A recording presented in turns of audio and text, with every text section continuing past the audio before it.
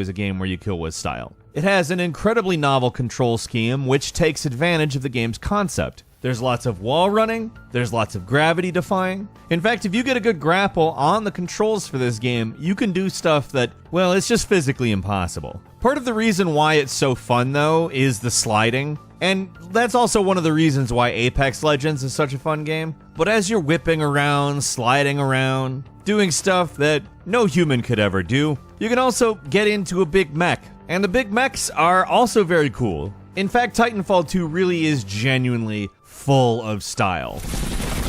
At number 9 is Max Payne 3. Now, just to go ahead and say this, Max Payne is pretty much the series that fully took on bullet time as a thing that should be in video games. And while the Matrix video games, of course, did bullet time, the Max Payne games really have done it to the fullest. Max Payne 3 is, of course, the ultimate example of that. The kinds of massive firefights you can get into and totally just rip through people with this incredible 360-degree control that manages to just feel crisp from any angle. You could be laying on the floor and spinning around, unloading a clip on multiple people, and it never really seems awkward. It's incredibly smooth, and between the fact that you can do all of these things and it gives you the very cool death animations, to call it stylish would be a massive understatement. It's one of the crowning achievements of stylish kills in video games, period.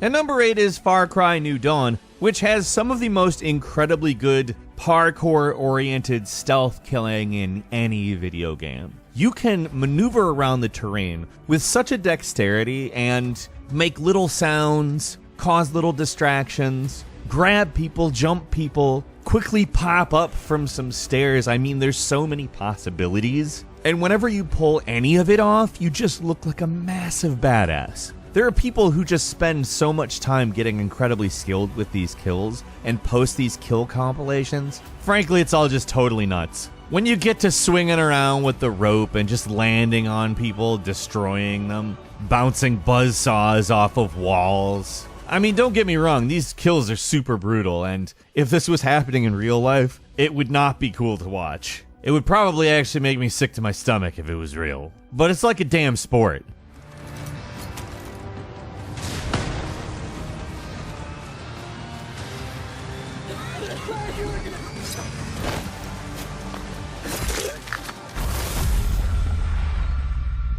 Coming in at number 7 is Dying Light, which is another game that gives you the ability to do parkour. You got a sword, you can slice stuff in half. You got a shotgun, you can blow stuff apart. Now you add that stuff in with the parkour and you have some pretty stylish, if not very gory, pretty wild kills. Like, the difference here is that the bodies respond significantly more to physics, so you can end up using them in various ways. The way it works actually really does a good job selling the entire concept of the game, because having all of these meat-headed zombies just sort of function as physics objects that sort of fall apart and break at will, it really makes the idea that this is a decaying world come together well, and it also makes you feel like a total badass.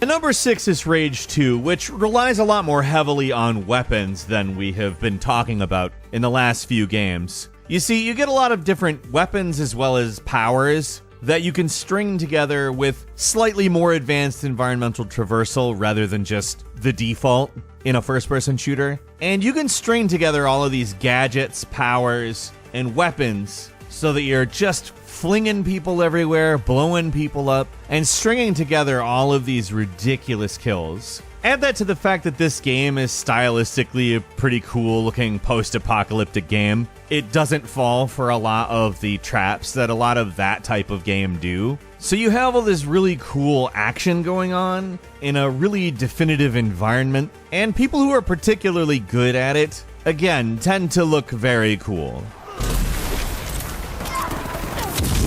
At number 5 is Fear. Fear gives you a lot of different options. Everything about it is ridiculous. The physics are not realistic in any way, and in truth, the capabilities that it has are bizarre. Especially considering it's a damn horror game. It has a bullet time called reflex time, and the intent is to sort of mimic a John Woo movie. The game is literally designed to have style. It's supposed to be stylish. And the fact that it's not the most detailed game you've ever seen, I mean, it's from 2005, is kind of not a problem when you actually see the game in action, because it feels cool as hell.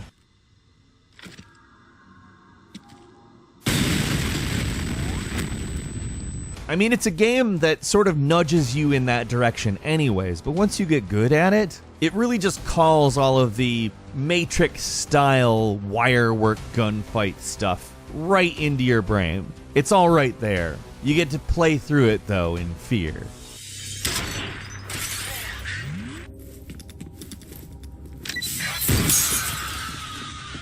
At number 4 is Quake.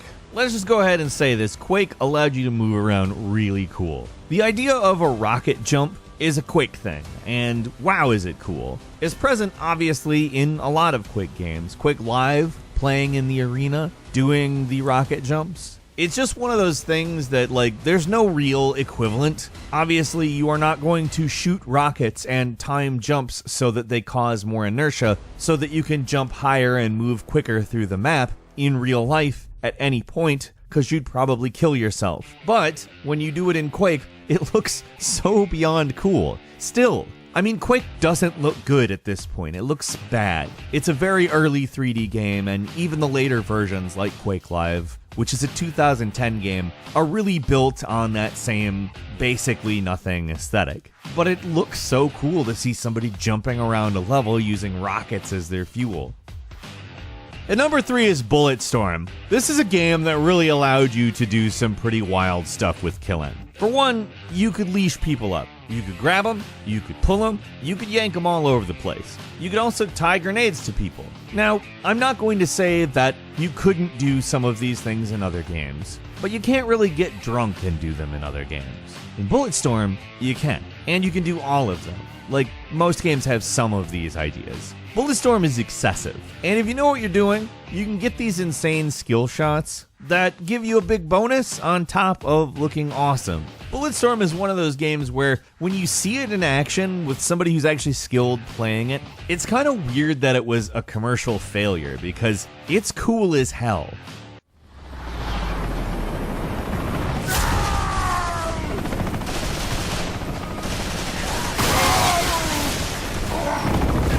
At number 2 is Super Hot, and I think that I need to explain the concept of Super Hot for people to fully understand why trick kills in this are so cool, are so impressive, are so stylish. So the way Super Hot works, it is an FPS that can be played as either a regular game or VR, where time only moves forward when you're moving. So it has a pretty cool aesthetic as well, kind of reminding me of Mirror's Edge a little bit, but not a whole lot. That being said, you basically have the ability to very carefully, very cleverly decide what you're going to do at basically all times, and you benefit greatly from this if you know what you're doing. Lots of people make montages of this game that end up looking basically like something out of a John Wick movie if the John Wick movie was Mirror's Edge. There's a lot of maneuvering that's kind of astounding, there's a lot of trick shots, and really every single time, partly because of the game's aesthetic, it looks beyond cool. This is one of those games that's just so distinctly itself. There's nothing else really like it. And the game's tagline, "Time only moves when you move," gives you the implication that you really gotta move.